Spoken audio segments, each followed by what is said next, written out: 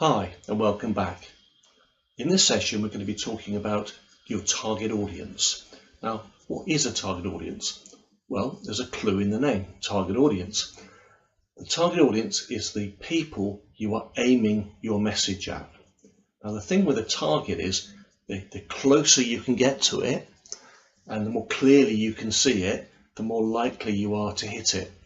You know, if you think about someone playing darts, they don't do it like this or like that. They do it like this.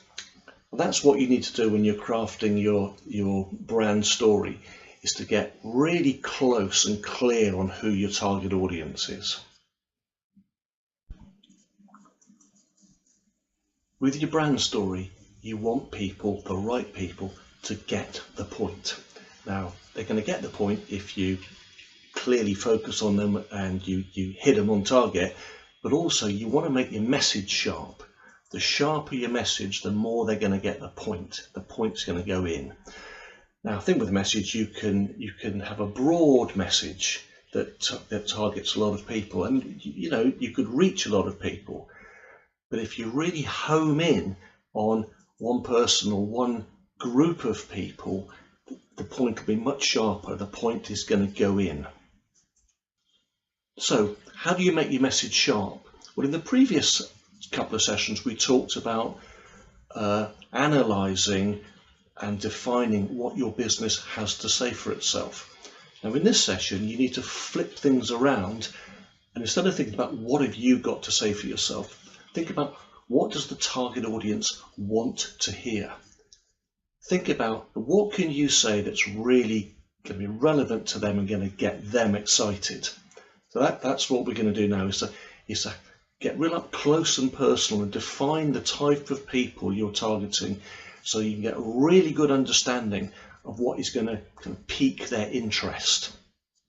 Every brand, every project that you or I take on, you're going to have a different target audience. It may be very broad, it may be quite niche, it can be totally different, but you will have a certain set of questions that you'll probably start off with. So I'll just run through a few of those for you. First of all, generally I'll be asking things like geography.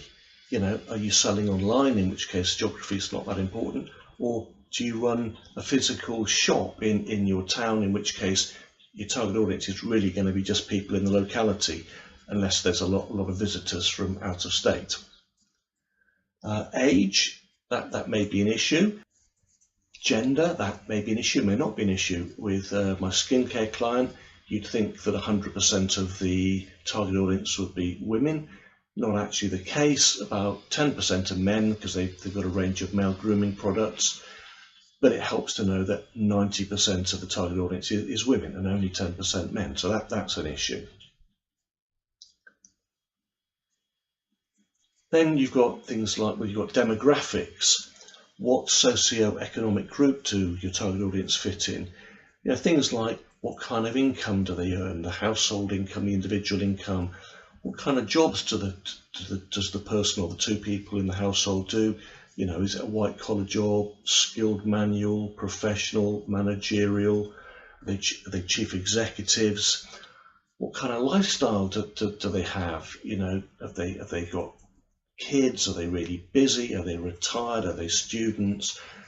Whatever. You just sketch out all those kind of demographic aspects to the target audience.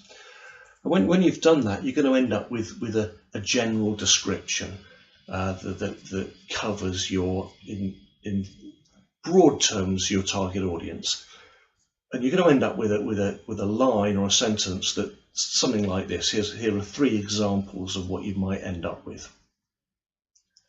You could end up with owner-managers of small businesses with up to 5 employees who operate within 5 miles of Sacramento. Or you might end up with mums aged 20 to 45 in professional households with children under the age of 10. Or retired couples with an interest in the arts and culture who can afford to take at least 2 foreign holidays a year. So that's 3 examples of a general description you might end up with. But now we need to whatever description you've got, we need to home in on that and drill down and really get beneath the skin of these people to work out what interests them, what problems they've got, and what sort of thing is likely to float their boat. How will I drill down? Well, I'll ask a series of questions. I can't tell you exactly what questions, but the kind of approach I'm likely to take will be something along these lines.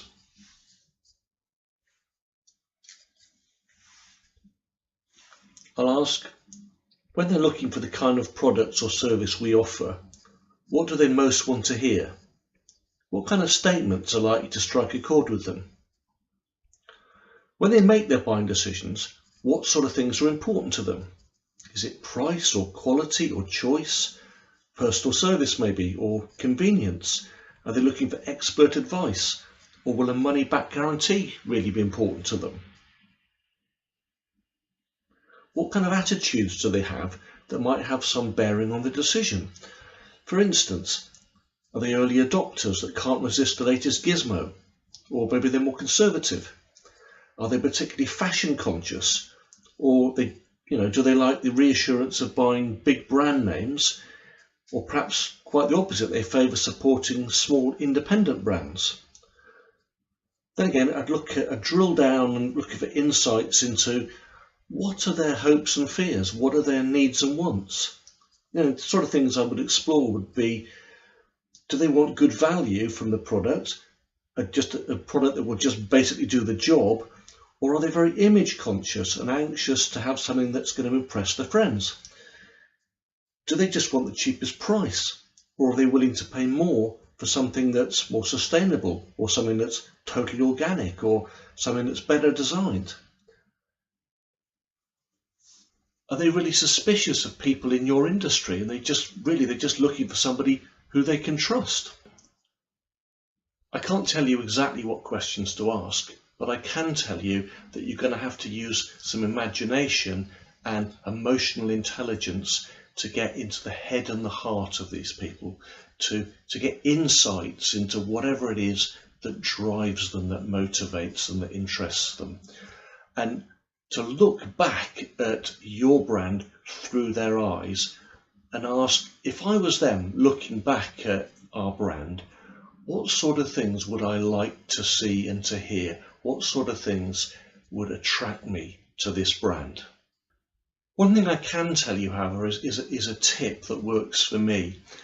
We've defined the target audience in general terms. We've narrowed it down to a sort of more specific category or niche, but we can go one stage further than that, and it's very hard. What we're trying to do here is relate to people. We're trying to relate our brand to a type of person and build a relationship with them so that they feel the brand is right for them. And it's much easier to build a relationship with a person than a category of person. So if the target audience is, let's say, millennials, what I'll do is I'll think, oh, millennials, who do I know who's a millennial? Oh, I know, my son Alex. So I will think in terms of having a conversation with Alex about his hopes and fears, needs and wants, his attitudes, and what he might want from the brand. Because it'll be a lot more real and relatable if I'm in my head thinking of talking to a real person rather than some kind of demographic profile. Same thing, if the target audience is young mums, I'll go, who do I know who's 35 with a couple of kids? I know, my niece Claire. And I'll have that conversation in my head with Claire, or I might even have it with her in person. Likewise, if it's a business-to-business brand, I'll think, okay, the target audience is accountants. Who do I know who's a real accountant that I can talk to, either conversation in my head or face-to-face? I know my accountant, Alison, and that's what I will do. I will, instead of trying to construct the brand story or think around the brand story and the target audience in terms of category, I will home in on a specific individual and get into their head and heart and think of it from their specific point of view. Okay, we've covered a lot of ground in this session, with a lot of information to absorb. Let's recap. What you're going to do, what I'm asking you to do in this part of the project, is to paint a pen portrait of your target audience.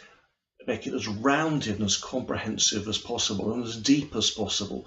And you're going to want to cover everything from the person's practical, tangible, logical needs right through to their sort of emotional and spiritual and sensory wants, if you like, to create this, as I say, this rounded picture. Because the better job you do of this, the easier you will find it to create a brand story that builds a relationship with these people and resonates with them.